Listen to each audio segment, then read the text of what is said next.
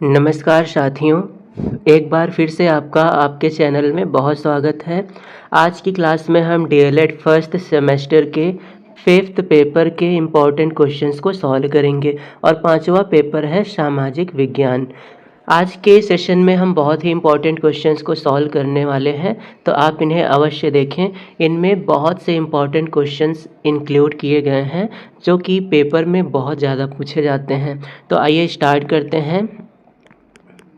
Question number 1 है, वेनसॉन्ग किसके शासनकाल में भारत आया था?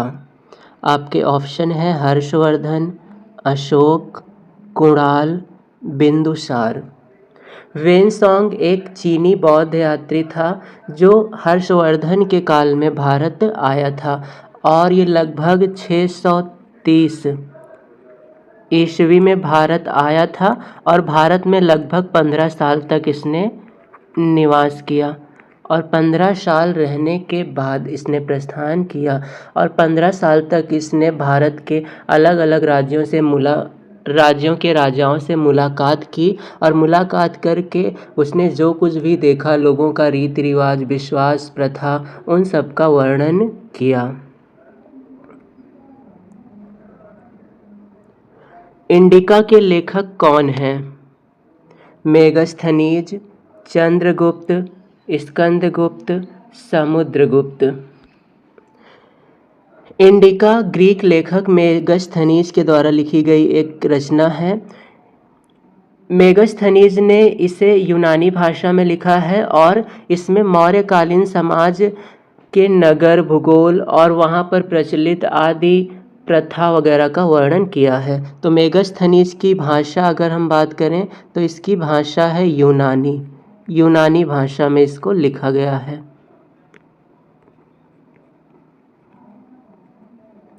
और साथ ही साथ मेगस्थनीज ग्रीक राइटर था, ये भी याद रखेंगे।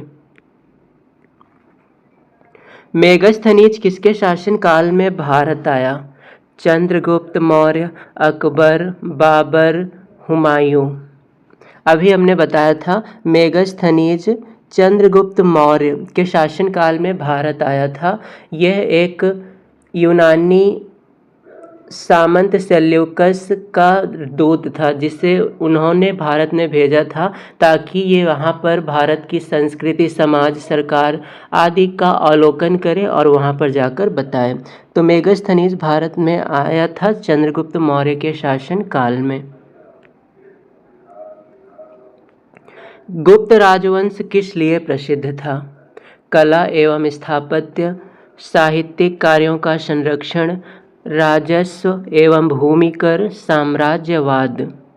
गुप्त राजवंश कला एवं स्थापत्य के लिए प्रसिद्ध था। गुप्त काल को हम लोग भारत का स्वर्ण युग भी मानते हैं, कला एवं स्थापत्य का या फिर साहित्य का। तो गुप्त काल को स्वर्ण काल भी माना जाता है। साथ ही साथ गुप्त काल में कला, साहित्य, संस्कृति, विज्ञान बहुत ज़्यादा विकसित थी। गुप्त काल में संस्कृत साहित्य भी बहुत ज़्यादा विकसित था। गुप्त काल में बौद्ध धर्म और जैन धर्म का काफ़ी विकास हुआ। तो इस प्रकार से हम कह सकते हैं कि गुप्त काल हिंदी साहित्य का स्वर्ण युग है। तो यहाँ पर गुप्त काल कला एवं स्थापत्य, साहित्यिक कार्यों के संरक्षण, राजस्व एवं भूमिकर, साम्राज्यवाद में से कला एवं स्थापत्य के लिए प्रसिद्ध था। हम ऑप्शन का सही कर रहे हैं। जब केंद्र में दाब अधिक होता है तो केंद्र से हवाएं बाहर की ओर चलती हैं, इसे क्या कहा जाता है? चक्रवात, प्रतिचक्रवात, भूकंप या फिर सभी। तो जब केंद्र में दाब ज़्यादा होगा और बाहर की ओर दाब कम हो तो उत्तरी गोलार्ध में हवाएं क्लॉकवाइज चलती हैं। क्लॉकवाइज का मतलब होता है दक्षिणावर्त। हवाएं इस प्रकार से चलेंगी, इधर से इधर, और दक्षिण में हवाएं चलेंगी बिल्कुल इसके विपरीत दिशा में, वामावर्त में, अर्थात इस प्रकार से। तो यहाँ पर केंद्र में दाब ज़्यादा है और बाहर की ओर दाब कम है, इसे हम लोग कहते हैं प्रतिचक्रवात। बहुत ही इंपॉर्टेंट क्वेश्चन है, याद रखें। चक्रवात की विशेषताएं हैं अभी हमने प्रतिचक्रवात देखा था, अब आ गया है चक्रवात। प्रतिचक्रवात में केंद्र में दाब ज़्यादा था, बाहर कम था, पर यहाँ पर केंद्र में दाब कम रहेगा और चारों ओर दाब ज़्यादा रहेगा। चक्रवात में उत्तरी गोलार्ध में हवाएं एंटी क्लॉकवाइज चलेंगी, उत्तरी गोलार्ध में हवाएं इस दिशा में चलेंगी और दक्षिणी गोलार्ध में हवाएं बिल्कुल क्लॉकवाइज चलेंगी, दिशा पलट जाती है। चक्रवात में उत्तरी गोलार्ध में हवाएं वामावर्त और दक्षिणी गोलार्ध में हवाएं दक्षिणावर्त घूमती हैं। प्रति चक्रवात में उत्तरी गोलार्ध में हवाएं दक्षिणावर्त और दक्षिणी गोलार्ध में वामावर्त घूमती हैं। चालुक्य वंश का संस्थापक कौन था? जयसिंह, तैलप द्वितीय, बिल्हण, राजेंद्र। तो यहाँ पर हमें कल्याणी के चालुक्य वंश का संस्थापक बताना है। कल्याणी के चालुक्य वंश का संस्थापक था तैलप द्वितीय। वर्धन वंश के संस्थापक कौन थे? हर्षवर्धन, बिंदुसार, अशोक, रजिया। वर्धन वंश भारत का एक महत्वपूर्ण शासक परिवार था जो 6वीं और 7वीं शताब्दी के दौरान भारत में फला फूला। इसके सबसे प्रसिद्ध शासक थे हर्षवर्धन और इसकी स्थापना की थी राजा पुष्यभूति ने। वर्धन वंश के संस्थापक थे राजा पुष्यभूति।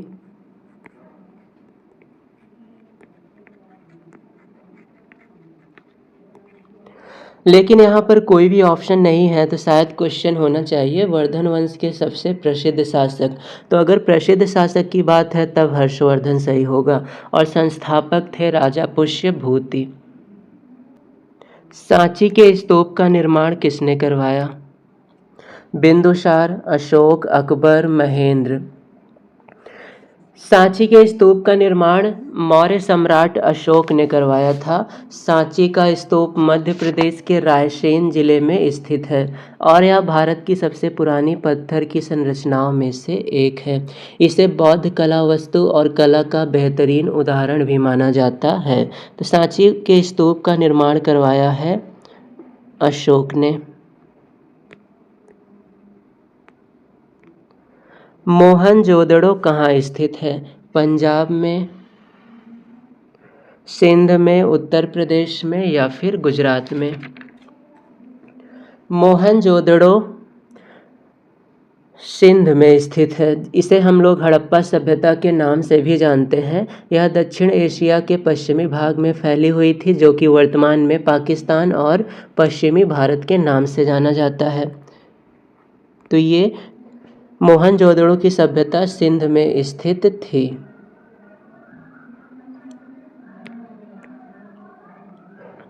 आदि मानव अपनी रक्षा के लिए जिन औजारों का प्रयोग करते थे वे किसके बने होते थे? लोहे के, तांबे के, पत्थर के, लकड़ी के। तो आदि मानव द्वारा जो औजार प्रयोग किए जाते थे वो सब पत्थर के बने रहते थे। वो पत्थरों को नुकीला करके उसका उपयोग किया करते थे शिकार के लिए, अपनी रक्षा के लिए। निम्नलिखित में से कौन सा सामाजिक अध्ययन के अंतर्गत नहीं आता है? इतिहास, रसायन शास्त्र, नागरिक शास्त्र, भूगोल। इतिहास का अध्ययन हम करते हैं सामाजिक में, रसायन शास्त्र का अध्ययन विज्ञान में करते हैं, नागरिक शास्त्र का करते हैं और भूगोल का करते हैं। तो इनमें से सही जवाब है रसायन शास्त्र। इसका अध्ययन सामाजिक के अंतर्गत नहीं किया जाएगा। हड़प्पा सभ्यता का सर्वाधिक मान्यता प्राप्त समय क्या है?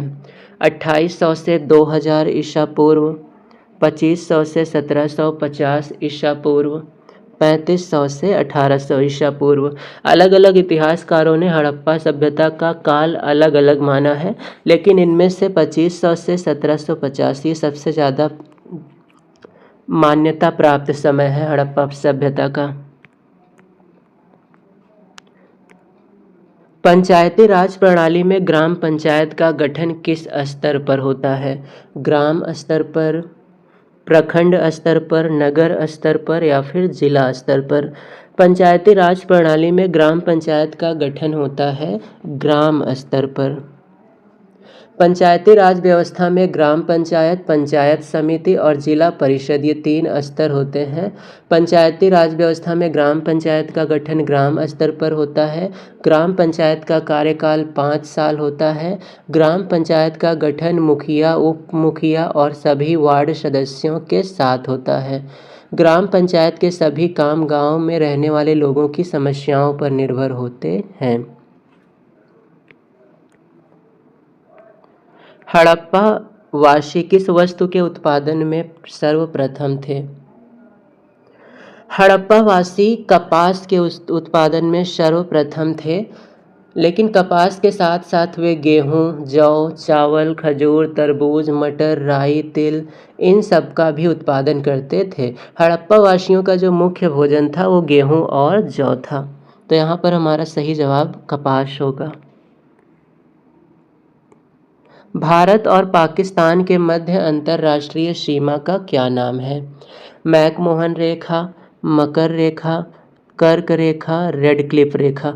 तो इसमें से मकर और कर्क ये आंसर नहीं होगा, क्योंकि ये पृथ्वी की काल्पनिक रेखाएं हैं, ग्लोब पर जो रेखाएं होती हैं। अब सीमा रेखा या तो मैकमोहन होगा और या फिर रेडक्लिफ। तो भारत और पाकिस्तान के बीच की सीमा रेखा है रेडक्लिफ। इसे 17 अगस्त 1947 को लागू किया गया था। इसे सीमा आयोग के अध्यक्ष सर सिरिल रेडक्लिफ के नाम पर इसका नाम रख दिया गया था, सिरिल रेडक्लिफ। रेडक्लिफ एक इंग्लैंड के वकील थे। यह रेखा गुजरात के कच्छ के रण से शुरू होकर जम्मू कश्मीर तक फैली हुई है।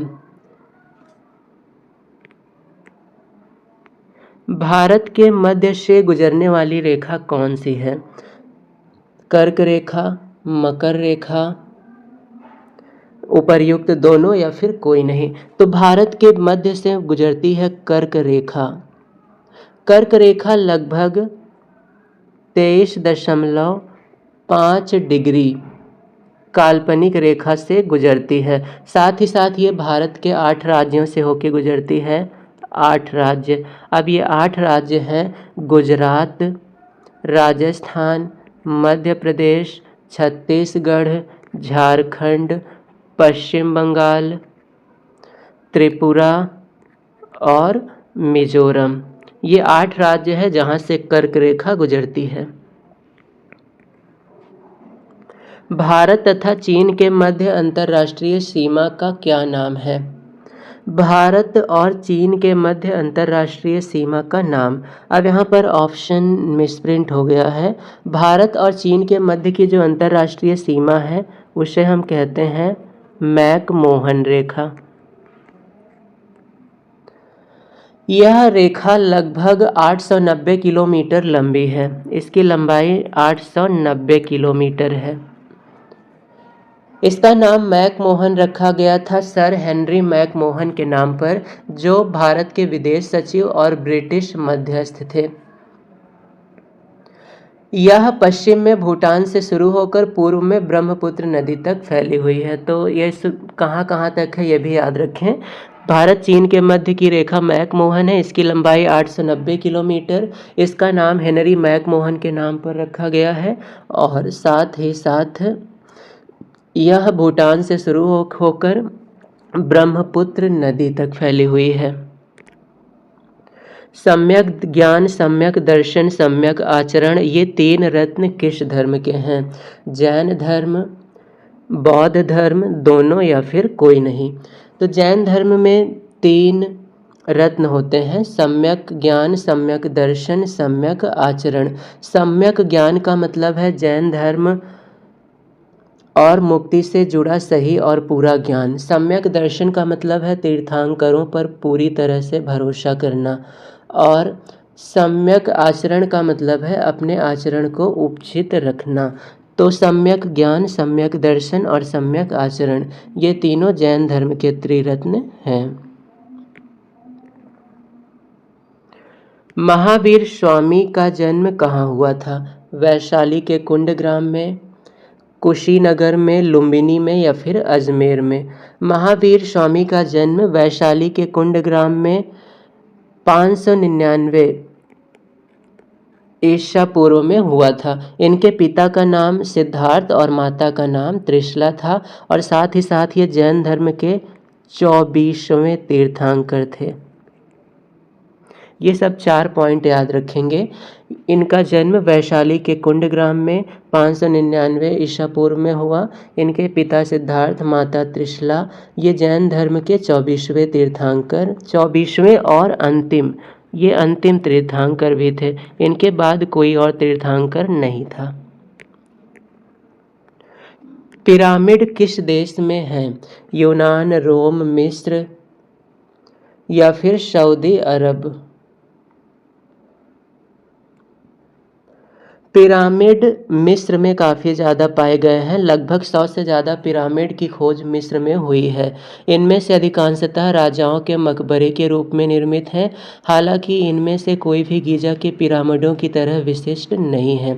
इटली, भारत तथा मैक्सिको सहित विश्व के अन्य देशों में भी पिरामिड पाए जाते हैं। पहिए का आविष्कार किस काल में हुआ? पुरापाषाण काल, मध्य पाषाण काल, नवपाषाण काल, धातु काल? तो इनमें से पहिए का आविष्कार हुआ था नवपाषाण काल में। गायत्री मंत्र का संबंध किस वेद से है? ऋग्वेद, यजुर्वेद, सामवेद या फिर अथर्ववेद? गायत्री मंत्र का संबंध ऋग्वेद से है। यह मंत्र ऋग्वेद के 3रे मंडल में है। गायत्री मंत्र को ऋग्वेद का एक अत्यंत पूजनीय मंत्र माना जाता था।